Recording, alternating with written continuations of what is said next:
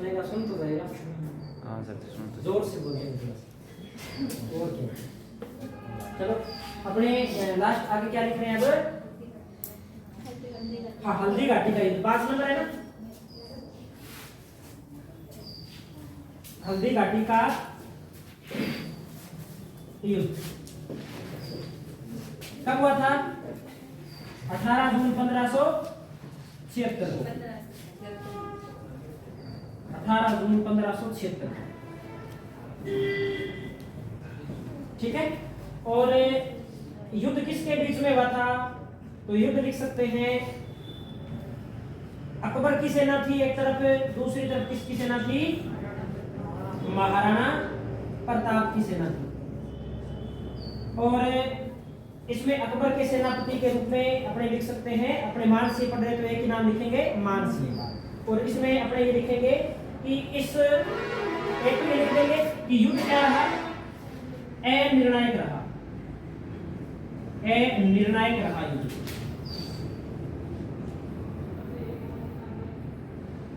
युद्ध अनिर्णायक रहा। इस युद्ध में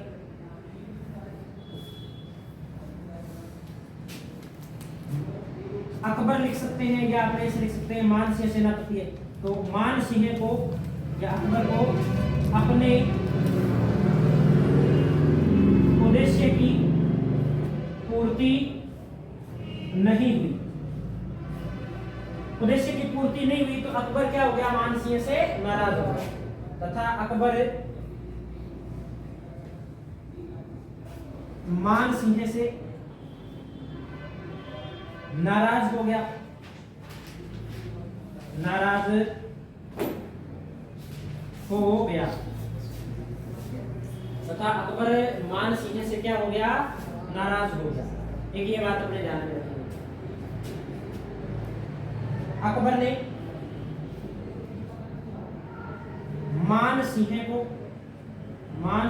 अकबर ने मानसिंह के घोड़ों को शाही दाग से मुक्त कर दिया,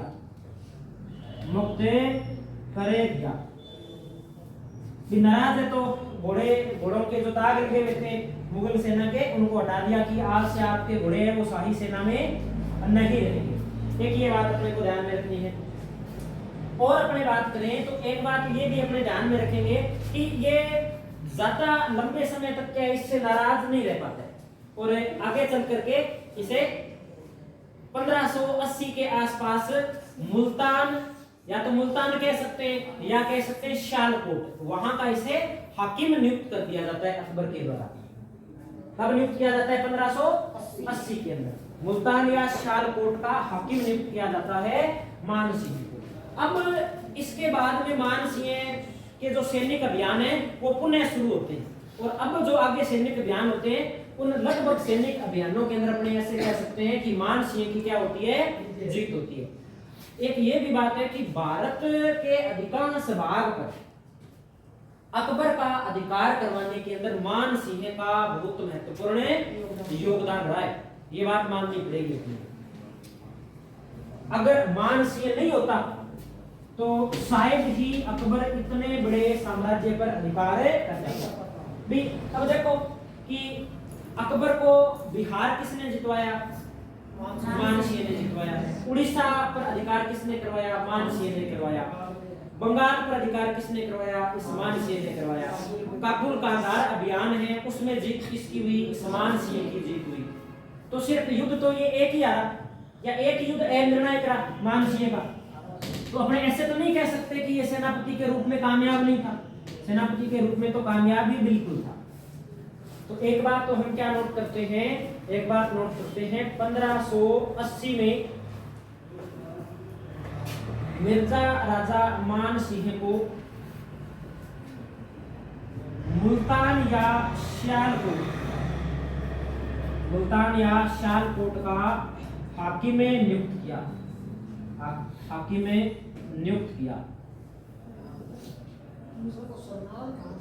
गुजरात के अंदर। कुछ किताबों के अंदर उत्तर प्रदेश मिलता है, वो गलत है। ठीक है, कहाँ पे है? गुजरात के अंदर है। ये बात अपने को ध्यान में। अब आगे अपने बात करते हैं। 1580 के अंदर ये मुल्तान पाकिस्तान में है ना, ये अपने को ध्यान में रखना है। और मुल्तान का सुल्तान किसे कहा जाता है? मुल्तान का सुल्तान कई बार बताया मैंने, किसको कहते हैं? वीरेंद्र सहवाग को कहते हैं। किसे कहते हैं? आप कोई राजा का नाम सोच रहे होंगे, क्या है? वीरेंद्र सहवाग। अब लिखते हैं काबुल अभियान। काबुल अभियान 1580। काबुल अभियान 1580। अब काबुल अभियान यहाँ पे एक तो क्या है, बहुत सारी जनजातियां रहती है काबुल के आसपास, जिसमें दो प्रमुख जनजातियां हैं। एक तो है आफरीदी, जिसे अपने पढ़ते हैं ना अफरीदी, और एक है यूसुफजई। ये दो प्रमुख जनजातियां हैं। और यहाँ पर जो अधिकार था वो मिर्जाओं का अधिकार था। परिवार को अपने कह सकते हैं कि अकबर का ही एक प्रकार से अपने कह सकते हैं, क्योंकि अकबर भी तो मिर्जा परिवार से ही बिलोंग करता था। इसने तो बाद में बादशाह की उपाधि धारण की, तब इसने जो मिर्जा जो नाम है वो छोड़ा है, उपाधि छोड़ी है। तो यहाँ पे मिर्जा हकीम नाम से एक व्यक्ति है और उसका सेनापति है सादरमन। उस सादरमन को अपने क्या करता है, ये मानसिंह पराजित करता है। और यहाँ पर जो 5 कबीले हैं जनजातियों के, उन 5 कबीलों को मानसिंह क्या करता है, पराजित करता है। और इन 5 कबीलों को पराजित करने के बाद में मानसिंह आमेर राज्य का नया झंडा बनाता है, पचरंगा झंडा, जिसके अंदर अपने शुरुआत के अंदर पढ़ा था कि कितने रंग थे झंडे के अंदर, 5 रंग थे। वो इसी विजय के बाद में बनाया जाता है 1580 के। ये बात अपने को ध्यान में रखनी है। अब इसके बाद में इसे 1585 के अंदर काबुल का सूबेदार बना दिया जाता है। देखो 1580 के अंदर इसे सूबेदार तो कहां बनाया, मुल्तान का, लेकिन ये अभियान कहां गया है, काबुल अभियान पे। 1585 के अंदर इसे सूबेदार कहां का बनाया जाता है, काबुल का सूबेदार बनाया जाता है। और 1587 के अंदर इसे बिहार भेजा जाता है। बिहार के अंदर एक स्थान पड़ता है गिद्धौर, या गिद्धनौर भी मिल जाएगा कुछ किताबों के अंदर। उस गिद्धनौर का शासक था पूर्णमल। उस पूर्णमल को पराजित करके और बिहार पर अधिकार कर देता है, यानी कि बिहार को अकबर के अधीन कौन कर देता है, मानसिंह कर देता है। एक ये बात अपने को ध्यान में रखना है। बिहार के अंदर जब ये विजय प्राप्त करता है तो वहां पर एक नगर बसाता है। उस नगर का नाम क्या है, मानपुर। अपने नाम पे ही समझ लो, अपने नाम पे इसने क्या बसाया, नगर मानपुर नगर बसाया। कहां बसाया है इसे, इस नगर को, तो बिहार में। बिहार के अंदर ये महलों का निर्माण भी करवाता है, क्योंकि बिहार के अंदर मानसिंह लंबे समय तक रहता है। ये 87 की बात है, जब ये पूर्णमल को पराजित करके बिहार पे क्या करता है, अधिकार करता है। नवंबर 1589 के अंदर इसके पिता भगवंत दास की क्या हो जाती है, मृत्यु हो जाती है। और जैसे ही भगवंत दास की मृत्यु होती है तो अकबर का आदेश आता है कि अगला राजा कौन होगा, मानसिंह होगा। तो कहते हैं कि बिहार के अंदर ही एक प्रकार से मानसिंह का राज तिलक कर दिया जाता है। आमेर का राजा क्या कर दिया जाता है, घोषित कर दिया जाता है।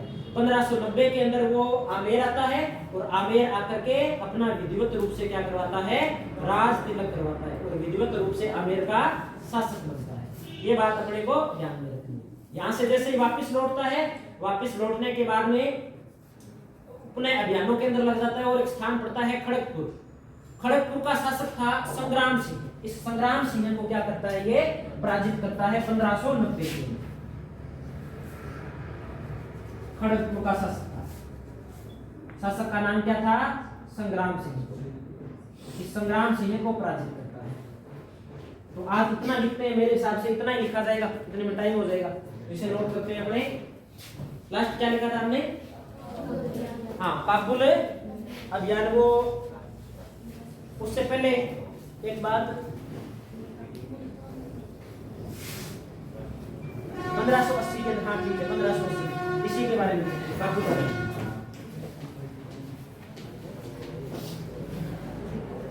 काबुल अभियान में लिखते हैं अपने, लिखिए यहां मिर्जा हाकिम के सेना नायक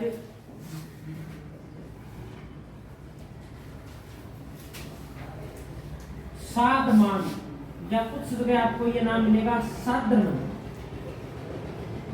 बेग को पराजित किया, को पराजित किया। दूसरी बात इसमें लिखेंगे, यहां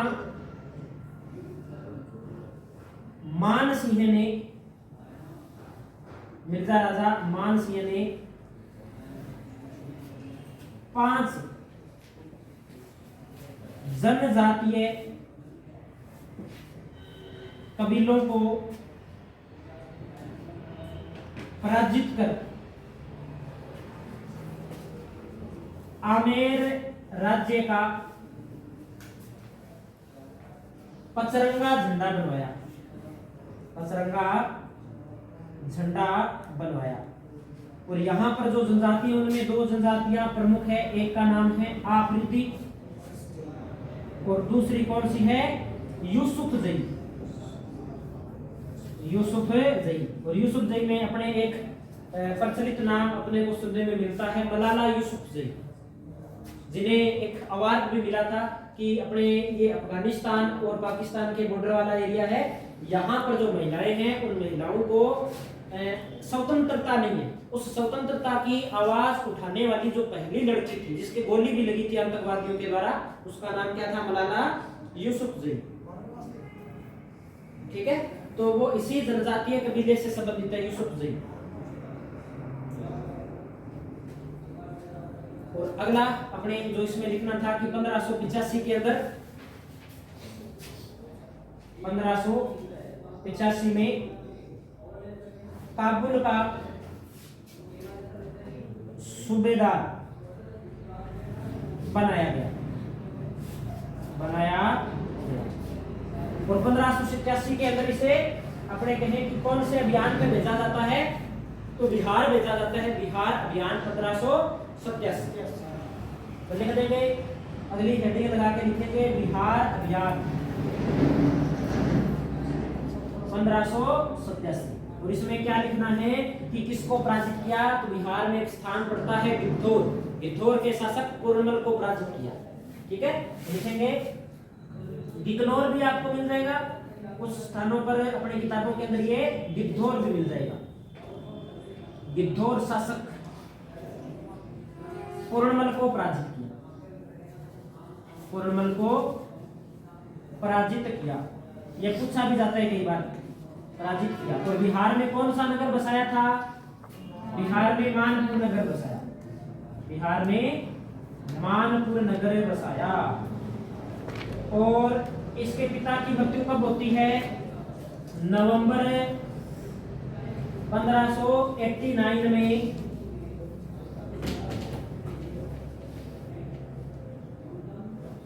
आमेर का शासक नियुक्त किसने किया, तो हम कहेंगे अकबर ने नियुक्त किया। और 1590 के अंदर विधिवत रूप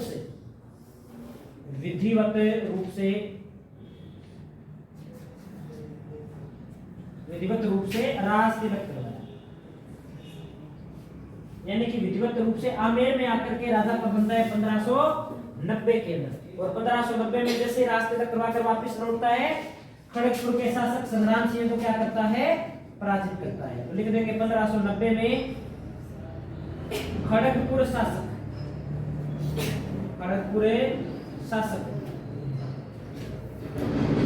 पूर्णमल को नहीं, संग्राम सिंह को पराजित किया।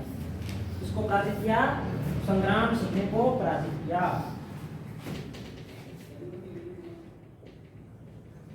संग्राम सिंह को पराजित किया।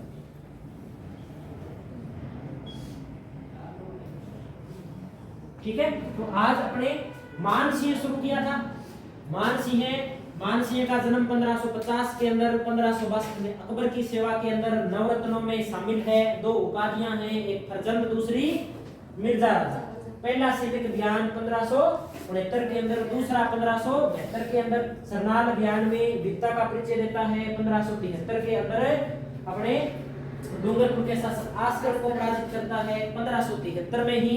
ये महाराणा प्रताप से मुलाकात करता है 1576 में। महाराणा प्रताप से हल्दी घाटी के मैदान में युद्ध करने के लिए आता है। युद्ध में उद्देश्यों की पूर्ति नहीं होती है। 1580 के अंदर मुल्तान का सूबेदार नियुक्त किया जाता है, या हाकिम कह सकते हैं, हाकिम नियुक्त किया जाता है। और 1580 के अंदर कहां पे, काबुल पे आक्रमण करने के लिए जाता है, जहां मिर्जा हाकिम के सेनापति सादरमन को पराजित कर देता है और 5 जनजातीय कबीलों को पराजित करके अपने राज्य का पचरंगा झंडा बनाता है। और इसके बाद में 1587 में इसकी नियुक्ति कहां की जाती है, बिहार में। और बिहार का एक क्षेत्र पड़ता है दिग्जोर या बिजनौर, वहां के शासक पुरनमल को पराजित कर देता है। और 1589 नवंबर के अंदर इसके पिता भगवान दास की मृत्यु हो जाती है। और मृत्यु के बाद में इसे टिक्का मिलता है, या आपने कह सकते टिक्का ऐसे समझ लो कि राजा बनते समय जो भेंट दी जाती है वो अकबर भेजता है, इसे आमेर का क्या बना देता है, शासक। विधिवत जो राज तिलक होता है 1590 में होता है। और 1590 में पुनः सैनिक अभियान के रूप में खड़गपुर जाता है और खड़गपुर के शासक संग्राम सिंह को पराजित करते हैं। अब इससे आगे के अभियान है उड़ीसा के, कूच बिहार के या ढाका के जो अभियान है वो अपने अगली क्लास के अंदर पढ़ेंगे। कल अपने मानसिक कंप्लीट हो जाएगा। आज इतना ही।